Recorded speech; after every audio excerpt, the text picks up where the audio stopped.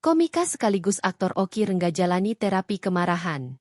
Hal itu sebagai upaya Oki Rengga untuk bisa lebih mengontrol emosinya. Oki Rengga yang menjalani syuting Jadi Tubarang pun sempat khawatir tak bisa mengontrol emosinya.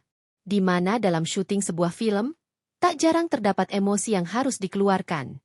Ngontrolnya takut berlebihan, takut enggak bisa kontrol emosi, ujar Oki Rengga di kawasan Senayan, Jakarta Pusat, Sabtu, 2 Agustus 2025.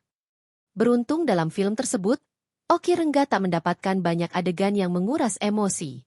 Dalam proses Oki Rengga terapi kemarahan, syuting film tersebut pun tak mengganggunya. Enggak terlalu banyak adegan yang menguras emosi secara amarah, lebih ke emosi jiwa aja. Perdebatan antar pertemanan, terangnya. Sama sekali enggak ganggu terapi, kata Oki Rengga. Personel grup komedi agak lain itu mengartikan terapi sebagai tempatnya beristirahat. Ketika dirinya merasa lelah, Oki Rengga pun menyempatkan diri untuk terapi. Sayangnya, Oki Rengga enggan membahas lebih jauh mengenai terapi yang dia jalani. Suami Anggi Rantika itu hanya menyebut bahwa terapi tersebut merupakan kebutuhannya.